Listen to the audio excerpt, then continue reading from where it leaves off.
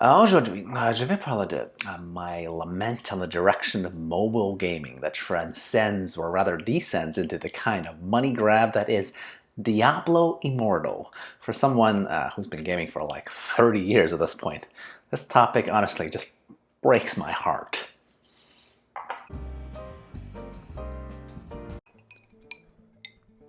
Hey, XenPuck here.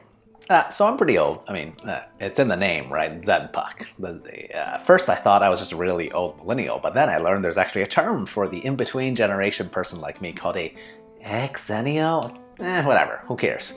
My point is, actually one of the other names for this generation is literally called the Oregon Trail generation. That stems from one of the first video games that dominated the ancient operating system that existed at the time. So yeah, I'd say I'm pretty qualified to talk about video games because I've played them non-stop for probably longer than most of y'all has been alive, alright? Well, my rant today is all about how these days things in the realms of gaming is going straight to hell. What a cliche, right? I don't know. You can tell me if I'm off my rockers, but I have a huge problem with these free-to-play games, as most recently exemplified by Diablo Immortal. Honestly though, enough preamble, I want to get to my point. Oh, like and sub or whatever, I don't really care. I'll be great regardless. First, the actual game, Diablo Immortal, right? Gotta talk about what set me off on this path today to begin with. This was a mobile game, now a PC port, but they forgot to remove its hideous cash-grabby soul. I'm only a modest fan of the Diablo franchise, and that helps me quite a bit, okay? Because my attachment isn't so strong that I need to try every entry in the series.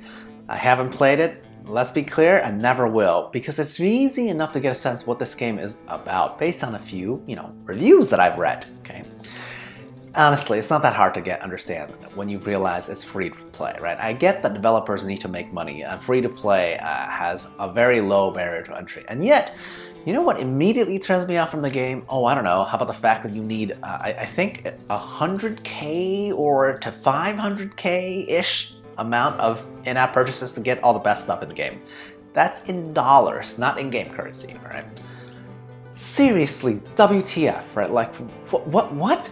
I love video games, but do I like it as much as a Lamborghini or a beach house or an entire regular person's retirement account balance? I'm sorry, no, okay? Talk about pay to win. Who even cares about progressing in a game that'll only live, on average, less than 5 years for this much money, okay? I mean, seriously, a premium game used to cost $60, maybe $65 with tax. And now developers want hundreds of thousands of dollars instead of $65? I mean, I guess we finally found the one type of item whose cost rises faster than student loans, right? It's definitely the cost of actually getting to the end of a single video game on a phone. I mean, it's not even a game that can be called a cinematic experience, just one that fits in your palms. Like, I can't really say anything more. Just this number disparity is just silly. So point number 2 there. Well, let's back up a bit. I want to generalize. Diablo Immortal is just actually the latest example of free-to-play, right? I mean, personally, you know what? I last did play a mobile game that I loved a couple of years ago, and that was Star Wars Galaxy of Heroes, right? It's as a mobile game once again, right? Not that all mobile games are cash grabs. They're just where this trend is going these days, right? And even that game I played for 2 years, never paid a dime for it, and actually ended up selling the account for a couple of $100. So technically I'm up on that experience.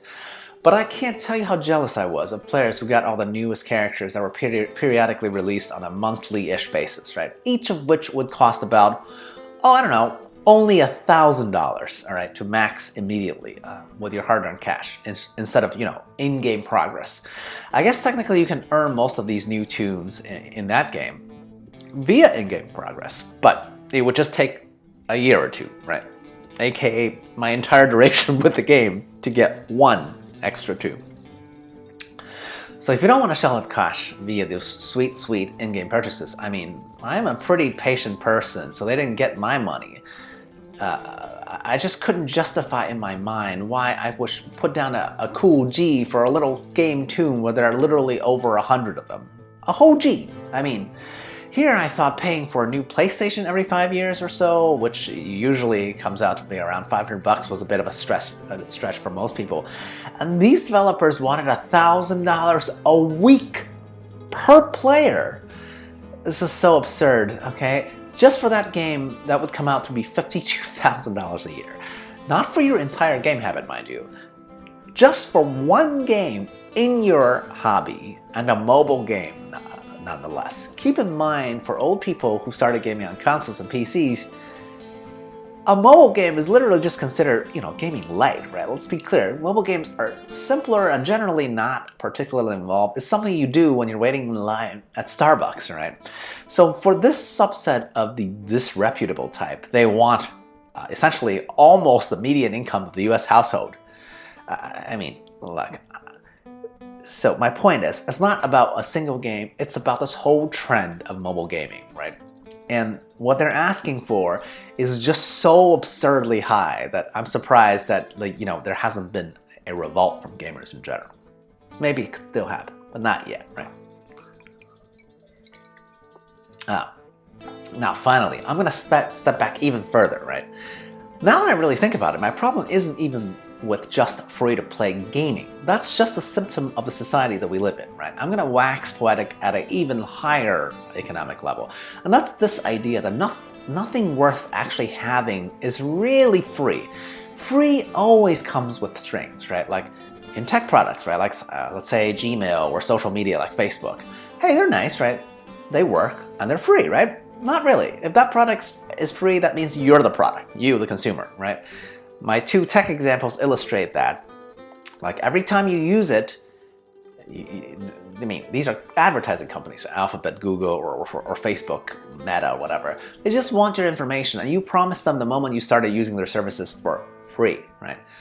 What about things like a family vacation? If you're lucky enough to have parents who want to hang out with you, even when you're an adult, right? And assuming that they have some means, right? I know personally, my anecdotal example is like my parents always offered, offer for me to tag along when they're traveling abroad, and yet I realized that is not free either. Okay, what I would be trading for is being under the thumb for of my folks for a week or two.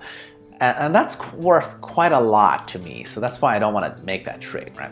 Now, what about something intangible like romantic love? I mean, I'm married, I have a wife that loves me, right? Isn't that free? Again, I'm a cynic, okay? Not exactly, because I put in a lot of upfront effort and still continuously now in the relationship, right? Because I love my wife, right? But it's not free exactly. My love is freely given, sure, but I would never want to take her for granted. So what I put in back when I was courting her, and even now, is basically my time and consideration, my thoughts, right? And do you have any idea how expensive an hour of my time is worth? Let me be clear, it's at least $1,000 or two an hour, okay? So in conclusion, you know who thinks free stuff is the best? Well, let's be clear. It's people without much resources, right? People who can't value things correctly. Now, don't get me wrong, right? I'll take a credit card bonus or a free gift for a survey or whatever with the best of them, right? But my cynical nature knows that nothing is really free. We pay with our tendencies or time or love, but we pay, right? Hell, most of the scams out there hook people because most people can't stand on the idea of losing out on free stuff. And that's greed, right? The hole in our hearts that want to be filled with the idea that we're winning one over somebody else because we're getting free stuff. Well, there's always a cost, okay? Even when it's not so apparent. So maybe free-to-play games really isn't, a cause for concern, right? Because it just represents or reflects our nature, our human nature, however depraved that could be.